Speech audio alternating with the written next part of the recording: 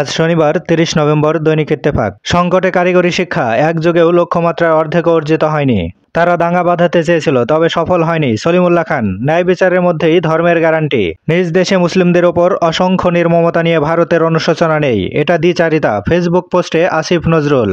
সংখ্যালঘু নির্যাতনকে গুরুত্ব দিচ্ছে দিল্লি।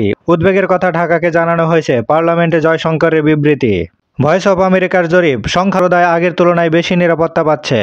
তরুণদের রাজনৈতিক দল সাধারণ মানুষের দাবি। ইত্তেফাককে একান্ত সাক্ষাৎকারে সামান্তা শারমিন।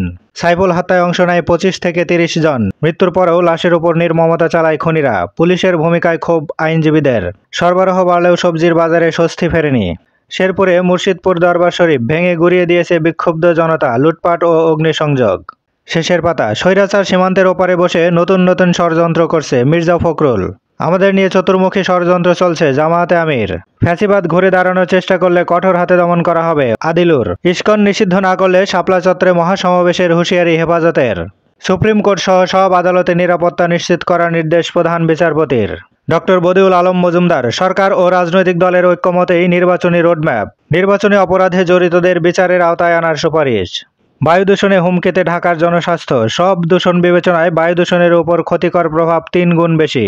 পুরান ঢাকায় 2200 ভবন নিয়ে উভয় সংকটে বাড়ির মালিকরা।